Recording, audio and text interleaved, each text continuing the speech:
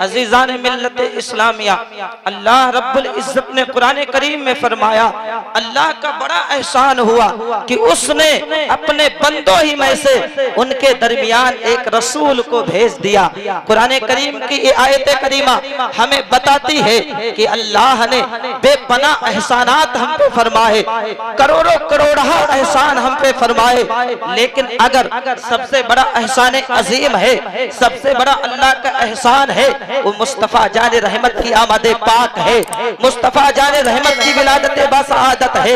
ये वो अजीमुश्शान नेमत है, ये वो अजीमुश्शान एहसान है रब का कि जब हम मुस्तफ़ा की आमद के कबल के हालात का मुताला करते हैं, आंखों में आंसू आ जाया करते हैं। जब मेरे मुस्तफ़ा इस खाके गेती पे तशरीफ नहीं लाए थे, जब मेरे आका इस दुनिया में तशरीफ नहीं लाए थे, लोग अपनी बच्चियों को जिंदा जमीन में गाड़ दिया करते थे।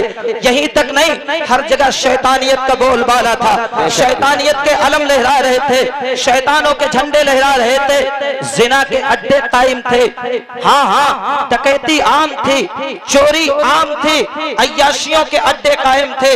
जो औरत जिसका इंतकाल हो जाता, औरत अगर बेवा हो जाती, लोग उसे ऐसा मनहूस समझते, उसके चेहरे पे कालिक लगा देते, सर पे मेंगनी रख देते, उसके बाद गधे के ऊपर बिठा देते, मक्के की गलियों में तालियां बजा बजा करके मनहूस की आवाजें लगा करके उसकी बेइज्जती करते थे, उसकी मनहूस कह करके उसकी बेइज्जती करते थे। मेरे मिल्लत के नौजवानों, यहीं तक नहीं, अगर किसी को बशारत दे दी जाती कि उसके वहां लड़की पैदा होने वाली है, तो वो जालिम बाप अंदर अंदर कुढ़ने लगता था, अंदर अंदर कुढ़ने लगता था, कितनी जल्दी पैदा हो, कितनी जल्दी हम उसकी गर्दन को मरोड़ दे, कितनी जल्दी हम उसकी गर्दन को दबा दे। और जब उस बच्चे की विलादत होती थी, मेरे आका की आमद नहीं हुई है, आमिना के लाल की आमद नहीं हुई है, मुस्तफ़ा जाने रहमत की आमद नहीं हुई है, जब बच्ची की विलादत हो जाती थी, बच्ची की पैदाइश हो जाती थी, मेरे मिल्लत के नौजवानों, तो वो बाप, जालिम बाप अपनी बच्ची का हाथ पकड़ करके अपने कंधे पे फावड़ा रख करके जंगल की तरफ निकल जाता। बच्ची बिलकती रहती, बच्ची रोती रहती और कहती थी, अब्बा हुजूर, मैं आपसे कपड़ा नहीं मांगूंगी, मैं आपसे खाना नहीं मांगूंगी, आप मुझे ना मारे, आप मेरी जान को ना ले। लेकिन उस जालिम बाप के अंदर थोड़ा सा भी रहम नहीं था, उसका दिल थोड़ा सा भी नहीं पिघलता था, और वो जंगल की तरफ बच्ची को लेकर के चला जाता, बच्ची के सामने कब्र को बनाता और जिंदा बच्ची को कब्र में लिटा देता। लिटाने के बाद उसके कलेजे पे वजन वजन ढीलों को रखने लगता। जब बच्ची की रूह निकलने लगती, बच्ची तड़पने लगती, बच्ची सिसकियां लेने लगती, मेरे आका की आमद नहीं हुई है। देखिए कि शैतानियत का कितना गलबा है।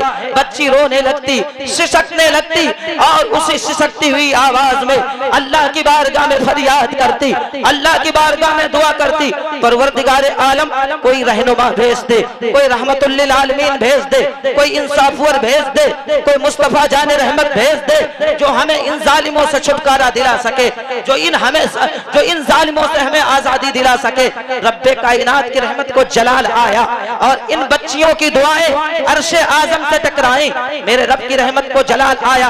माह रबीउल नूर का चांद निकलता है, 12 रबीउल अव्वल का दिन आता है, 2 शंबा का दिन आता है, सुबह सादिक का वक्त है। सैयदा आमिना के मकान में, सैयदा आमिना के मकान में अल्लाह रब्बुल इज्जत ने आमिना के लाल की विलादत फरमाई।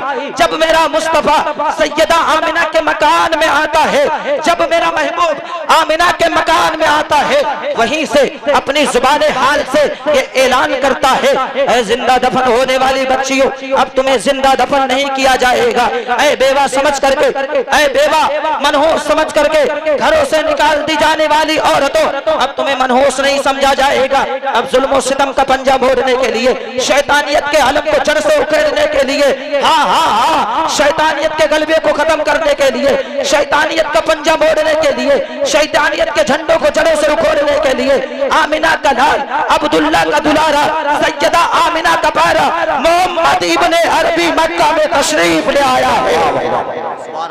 मेरे मिल्लत के नौजवानों, मेरे आका की आमद हुई। इमाम अहले सुन्नत बरेली की सरजमीन से पुकार उठे, सुबह तैबा में हुई, बटता है बाड़ा नूर का, सुबह तैबा में हुई, बटता है बाड़ा नूर का, सदका लेने नूर का, आया है तारा नूर का। यहीं तक नहीं, एक कहने वाले ने कहा एक अरब ने आदमी का बोलबाला कर दिया, एक अरब ने आदमी का बोलबाला कर दिया, खाक के जर्रों को हमदोशे सुरैया कर दिया। खुद न थे जो राह पे औरों के हादी बन गए, खुद न थे जो राह पे औरों के हादी बन गए। क्या नजर थी जिसने मुर्दों को मसीहा कर दिया, क्या नजर थी जिसने मुर्दों को मसीहा कर दिया। यही तक नहीं मेरे मिल्लत के नौजवान, जब मेरे आका की आमद हो जाती है, मेरे मुस्तफा की आमद हो जाती है, तब मेरे आका अलैहिस्सलाम इन बच्चियों को क्या मकाम देते हैं। औरत की तीन हालत होती है, औरतों की तीन हालतें होती है, या तो वो माँ बनती है, या तो वो बेटी बनती है, या तो वो बीवी बनती है। मेरे मुस्तफा फरमाते हैं अगर यही बच्ची मकामे माँ पे फायज हो, अल्लाह इसके कदमों में जन्नत को डाल दिया करता है। अगर यही औरत मकामे माँ पे फायज हो, यानी जब इसको माँ का मर्तबा मिलता है, अल्लाह इसके कदमों में जन्नत को डाल देता है। एक सहाबी है मेरे नबी की बारगाह में हाजिर हुए, अर्ज करते हैं या रसूल अल्लाह अलैहिस्सलाम, आप ये बताएं कि बेटे का वालिदैन की खिदमत में सबसे ज्यादा किसकी खिदमत का हक है। मेरे आका फरमाते हैं उम्मु का, तेरी माँ का है, तेरी माँ का है। सहाबी अर्ज करते हैं सुम्मा मन या रसूल अल्लाह, फिर किसका है। आका फरमाते हैं उम्मु का, तेरी माँ का है। फिर सहाबी अर्ज करते हैं सुम्मा मन या रसूल अल्लाह, आका फरमाते हैं उम्मु का, तेरी माँ का है। उसके बाद चौथी मर्तबा में सहाबी पूछते हैं, आका की बारगाह में सहाबी पूछते हैं सुम्मा मन या रसूल अल्लाह, आका फरमाते हैं अबू का। अब चौथा मर्तबा तेरे बाप का है। यानी अगर बच्चा, यानी अगर औलाद अपने माँ बाप में से 400 रुपया खर्च करना चाहता है तो 300 अपनी अम्मी के ऊपर खर्च करे और 100 रुपया अपने अब्बू के ऊपर खर्च करे, क्योंकि माँ माँ है, माँ माँ है। एक सहाबी मेरे आका की बारगाह में हाजिर हुए, अर्ज करते या रसूल अल्लाह, मैंने अपनी अम्मी जान को अपने कंधों पे बिठा करके 7 हज ऐसे रास्ते पे करा दिया है, ऐसे संगलाख रास्ते पे करा दिया है, अगर उस पे कच्चा गोश्त डाल दे या रसूल अल्लाह, वो भुन करके कबाब बन जाए। क्या मैं अपने माँ के हक से अदा हो गया। मेरे आका मुस्कुराने लगे, फरमाते आपने क्या पूछा। अर्ज करता या रसूल अल्लाह अलैहिस्सलाम, मैंने अपनी अम्मी जान को अपने कंधों पे बिठा करके 7 हज ऐसे रास्ते पे करा दिए हैं, अगर उस पे कच्चा गोश्त डाल दे तो भुन करके कबाब बन जाए। या रसूल अल्लाह, क्या मैं अपने माँ के हक से अदा हो गया। मेरे आका फरमाते हैं जब तू पैदा हो रहा था तो उस वक्त जो दर्द ज़ह तेरी माँ ने झेला है, जो तकलीफें तेरी माँ ने झेला है, उसमें से एक दर्द का बदला भी नहीं पूरा कर पाया है, एक दर्द का बदला भी नहीं पूरा कर पाया है। मेरे मिल्लत के नौजवानों, ये मकाम किसने दिया? मुस्तफा जाने रहमत ने। ये मकाम मेरे मुस्तफा ने दिया, जिनका जश्न मनाने हम बैठे हैं, जिनकी मिलाद मनाने हम बैठे हैं, मुस्तफा जाने रहमत की ईद मनाने बैठे हैं। आखिर ये तीसरी ईद कहाँ से आ गई? ईद थी, बकरीद थी, लेकिन लोग कहते हैं ये तीसरी ईद कहाँ से आ गई। मैंने कहा तीसरी ईद सुनना चाहते हो, चलो मैं तुम्हें बताऊं तीसरी ईद कहाँ से आ गई। मेरे मिल्लत के नौजवानों, आओ मैं तुम्हें बताऊं ये तीसरी ईद कहाँ से आई। सूरतुल माइदा है, रब्बे कायनात कुरान करीम में फरमाता है ईसा अलैहिस्सलाम की बारगाह में हवारी हाजिर होते हैं और कहते हैं आप अपने रब की तरफ से मेरे लिए खान मंगा दे, दस्तरखान मंगा दे, जन्नती खाना मंगा दे। जनाबे ईसा अलैहिस्सलाम है, अल्लाह की बारगाह में अर्ज करते हैं। अर्ज करने के बाद अल्लाह ने अपने नबी के हुक्म पे जन्नत से दस्तरखान भेज दिया, जन्नत से मन्ना व सलवा भेज दिया, जन्नत से खाना भेज दिया। हजरत ईसा अलैहिस्सलाम के अल्फाज हैं अल्लाहुम्मा रब्बना अंजिल अलैना माइदतम मिनस समा लना तकून माइदतम मिनस समा ईदन लना तकून लिअव्वलिना व आखिरिना। जनाब ईसा अलैहिस्सलाम के अल्फाज हैं। हजरत ईसा अलैहिस्सलाम फरमाते हैं, ऐ अल्लाह तू जन्नत से खाना भेज दे। जिस दिन जन्नत से खाना आएगा उस दिन, वो दिन हमारे अगलों के लिए ईद का दिन हो जाएगा, हमारे पिछलों के लिए ईद का दिन हो जाएगा। मैंने कहा मौलवी सुन ले, जन्नत से खाना आया वो ईद का दिन हो गया, तो जब मालिक जन्नत आता आया है वो ईदों का ईद हो गई, ईदों की ईद हो गई, ईदों की ईद हो गई। इसी वजह से हम कहते गए आका अलैहिस्सलाम की बारगाह में जब मेरे मुस्तफा की आमद हुई, हाँ हाँ इब्ने कसीर लिखते हैं, उलमा की तवज्जो चाहूंगा, जिंदाबाद जिंदाबाद, लिखते हैं, इब्ने कसीर लिखते हैं, शैतान 3-4 मर्तबा रोया है, दहाड़े मार करके रोया है। इब्ने कसीर लिखते हैं जब शैतान पे लानत की गई, शैतान दहाड़ मार करके रोने लगा।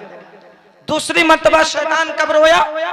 दूसरी मर्तबा शैतान रोया जब उसे जन्नत से बाहर किया गया, जन्नत से निकाल दिया गया तो शैतान रोने लगा। तीसरी मर्तबा शैतान कब रोया? जब सूरतुल फातिहा का नुज़ूल हुआ। पूछा गया क्यों रोते हो? का सूरह फातिहा नाजिल हुई है। का अच्छा सूरह फातिहा नाजिल हुई है तो इतना रोने की क्या बात है? चेलों ने पूछा इस कदर क्यों रो रहे हो? शैतान ने जवाब दिया इसलिए रो रहा हूँ कि सूरह फातिहा हर मर्ज की शिफा है, हर मर्ज की शिफा है, शाफी भी है, वाफी भी है, कंज भी है, दाफी भी है, हर चीज की शिफा, हर बला की शिफा सूरह फातिहा है। शैतान सूरह फातिहा के नाजिल होने पे रोया।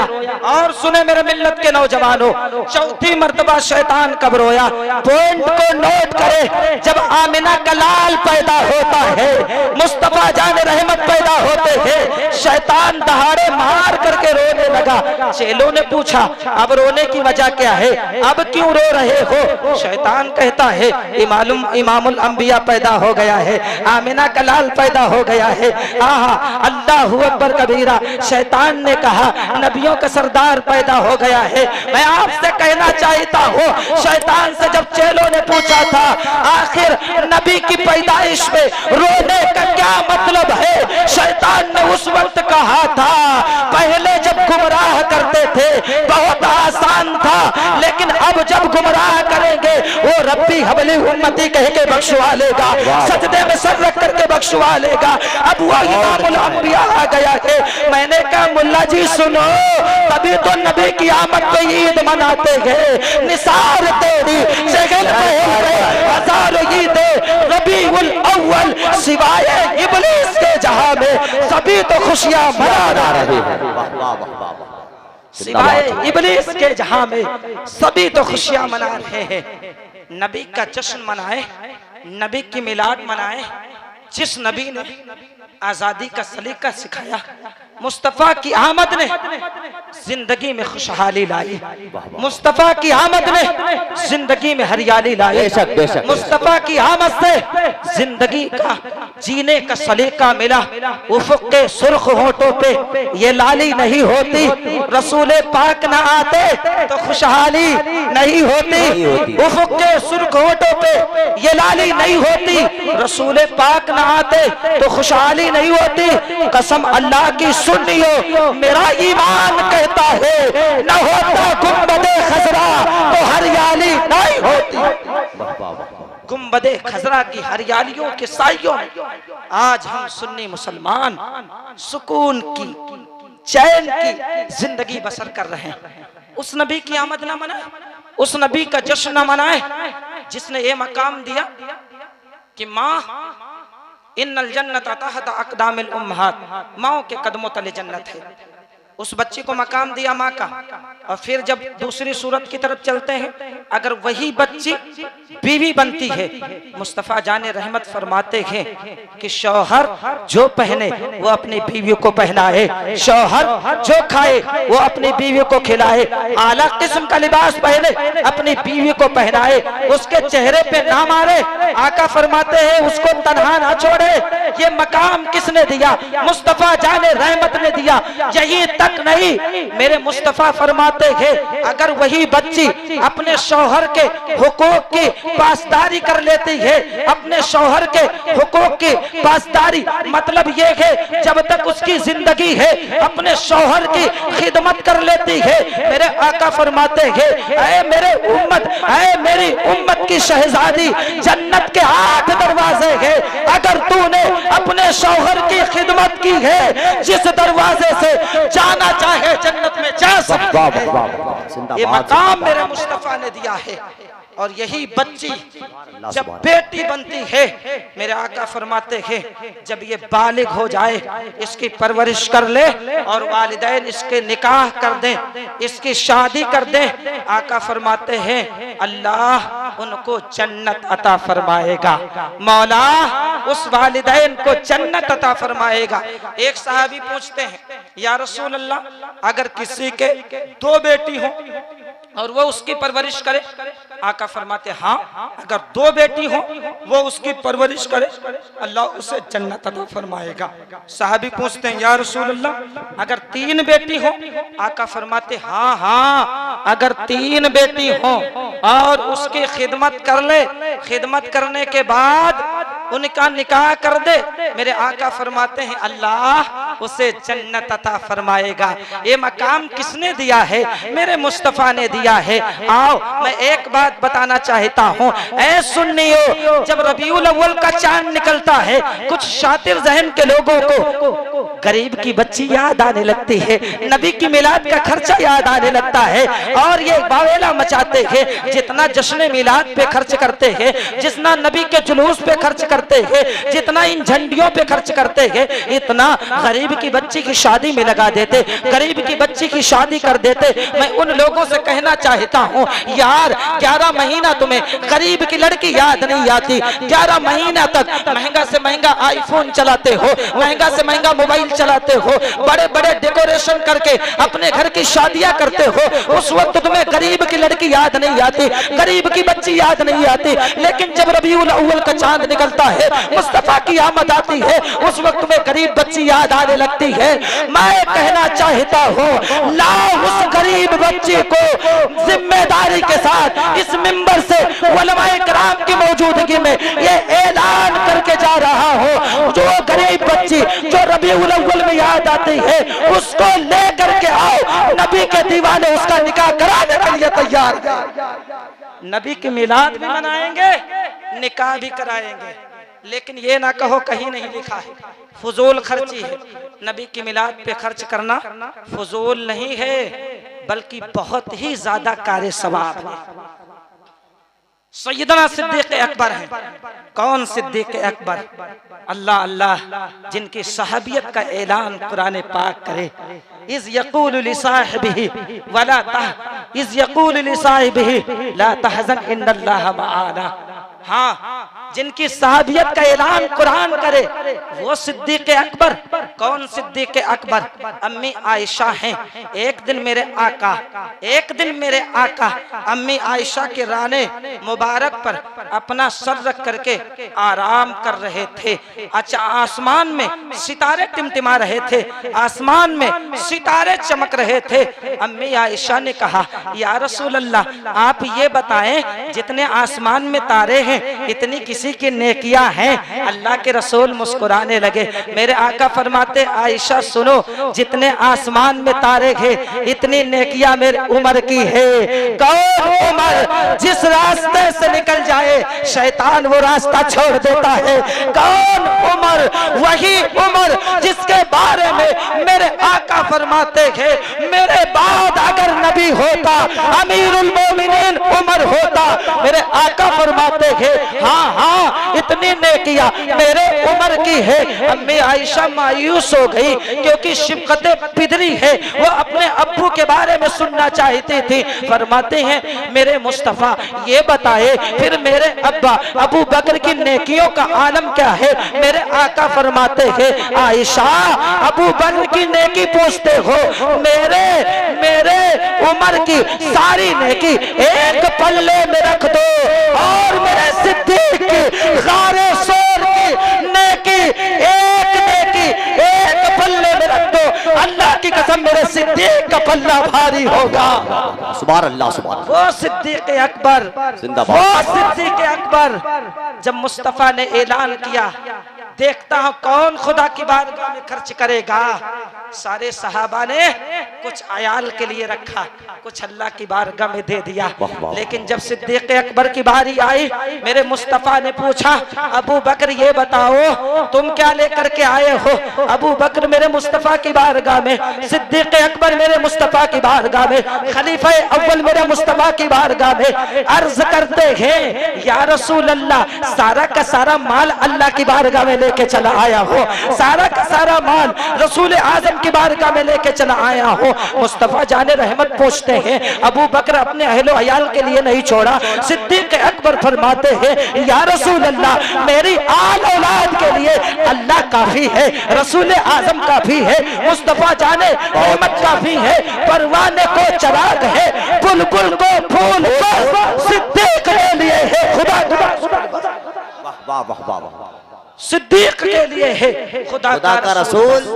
बस वो सिद्दीक अकबर हैं, वो सिद्दीक अकबर हैं।